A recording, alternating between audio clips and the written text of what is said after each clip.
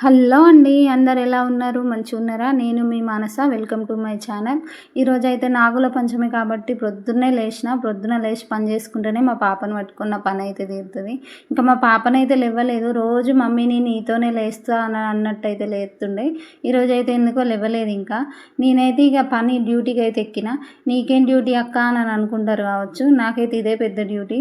ఎందుకంటే మా పాపను పట్టుకొని చేసుకోవడం నాకు పెద్ద తలకాయ నొప్పి.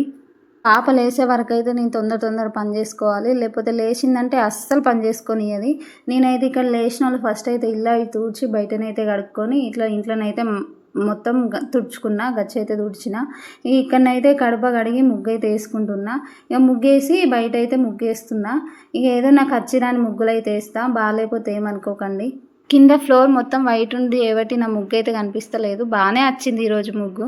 ఇక నేనైతే ముగ్గేసి బ్రష్ వేసుకోవడం అయితే స్టార్ట్ చేసిన. మా పాప లేసే లోపు ఫాస్ట్గా వేసుకోవాలి. బ్రష్ వేసి నేను లోపలికి వచ్చిన మా పాపనైతే లేచి ఏడుతుంది.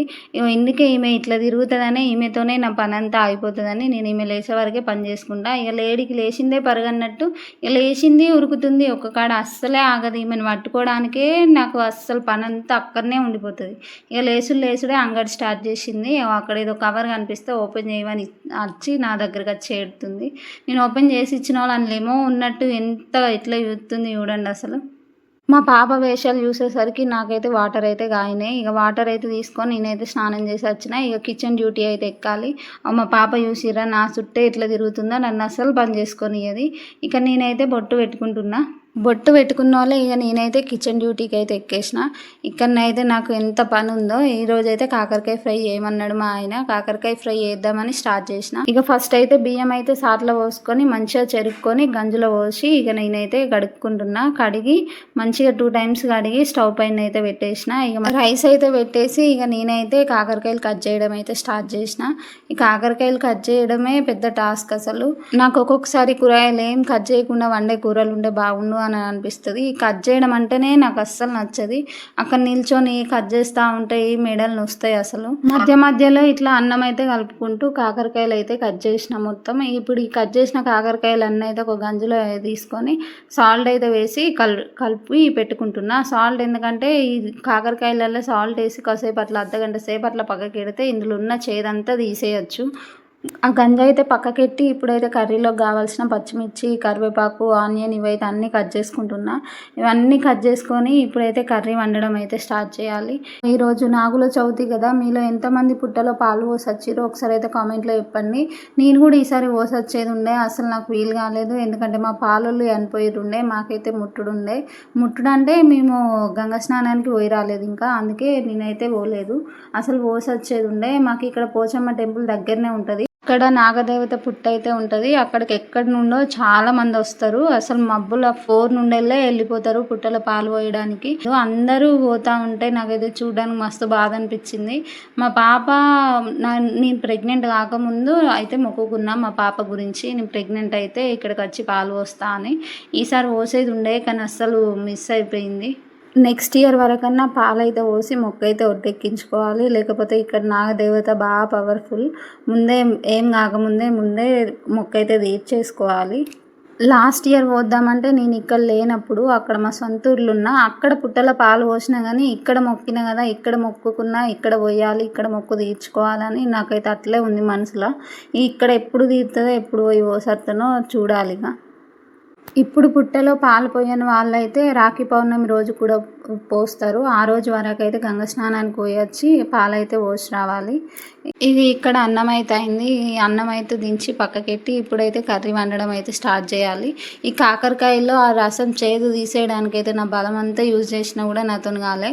మా పాప మధ్యలో వచ్చి తిందామని చూసింది. తినరా నాని అని చేతికిస్తే మళ్ళీ నాకు అద్దని అక్కడ పడేసింది. పాలైతే తీసుకొచ్చి నేను ఇక్కడ ఛాయ్ అయితే పెట్టుకుంటున్నా. మా ఇంట్లోనైతే ఛాయ్ ఎవరు తాగరు, నేను ఒక్కదాన్నే తాగుతా. అందుకే నా ఒక్కదాని కోసం చిన్న గ్లాస్లో అట్లా పెట్టుకుంటున్నా. ఇక ఛాయ్ అయితే పెట్టుకొని ఇటు సైడ్ అయితే కర్రీ అయితే స్టార్ట్ చేసిన వండుడు. కర్రీ వండుడు అయితే స్టార్ట్ చేసిన. ఇక మా ఆయన అయితే కర్రీ అవ్వడం లేట్ అవుతుందని ఆఫీస్కి అయితే వెళ్ళిపోయిండు. ఇప్పుడు మా పాపను పట్టుకొని నేనైతే ఈ వంట అంతా వేసుకోవాలి. మా పాపనైతే మధ్యలో అచ్చు ఏడుతుంది. ఆమెను ఎత్తుకుంటా కొద్దిసేపు అటు ఇటు ఆడిపించుకుంటానైతే నేనైతే ఇక్కడ కర్రీ అయితే వండుతున్నా. కడాయిలో అయితే ఆయిల్ వేసుకొని కాకరకాయలు అయితే వేయించుకుంటున్నా. మా పాప ఇంకా ఇటు వస్తలేదు, కనిపిస్తలేదు, ఏం చేస్తుందా అని అటు పోయి చూస్తే చూడండి ఫోన్ పట్టుకొని ఎట్లా ఆడుతుందో. ఇటు దేరా చిన్నారి ఫోన్ ఇరా నాకు అని అంటే అస్సలే ఇస్తలేదు. నేను తీసుకుంటా కావచ్చని నా ఫోన్ చేతిలో పట్టుకొని అటు పోయి పక్కకు పెట్టుకొని చూస్తుంది. మా పాపను చూసి నేను ఇటు కిచెన్లోకి వచ్చేసరికి నేను పొయ్యి మీద వేసిన కాకరకాయలు అయితే మాడిపోయినాయి. ఇక్కడనైతే నా ఛాయ్ అయితే అయింది. ఇక ఛాయ్నైతే ఆఫ్ చేసుకొని పోసుకుంటున్నా నేను. ఛాయ్ పోసుకునే వరకు మా పాప అయితే కాళ్ళ దగ్గరికి వచ్చి ఆట ఆడుతుంది. ఇక మా పాపనైతే ఎత్తుకున్నా, చూడనని చూడు అని అంటే భయపడుతుంది వేడి చూసి. ఛాయ్ అయితే తాగుదామని ఛాయ్ తీసుకొని పోయి అక్కడ కూర్చుంటే మా పాప చూసిరా అస్సలే రానియదు నన్ను ఛాయ్. ఎంత కాలుతున్నా కూడా చూసిరా ఎట్లా తింటుందో. నాకైతే ఛాయ్లో తోసులు తినడం అంటే చాలా ఇష్టం. ఇక మా పాపకు తినిపియంగా ఉన్న ఛాయ్నైతే నేను ఇక్కడ తాగిన. ఇక మా పాప ఏం చేస్తుందో చూడండి. నేను ఛాయ్ తాగి వచ్చేసరికి ఇక మా పాపనే వంట చేస్తుందట. అగో ఎట్లా ఆడుతుందో చూడండి. తాను ఒకటి తలిస్తే దైవం ఒకటి తలిసింది అన్నట్టుంది ఇప్పుడు నా పరిస్థితి. ఏమైందక్క నీ పరిస్థితికి అని అనుకుంటారు కావచ్చు. మొన్నటిదాకా వ్యూస్ మంచిగా వస్తున్నాయి, ఇట్లే వీడియోస్ కంటిన్యూ చేయాలని నేనైతే వీడియోస్ తీసుకుంటూ అప్లోడ్ చేస్తున్నా. ఏమైందో ఏమో 2-3 డేస్ నుంచి అస్సలే వ్యూస్ వస్తలేవు, సబ్స్క్రైబర్స్ కూడా పెరుగుతలేరు.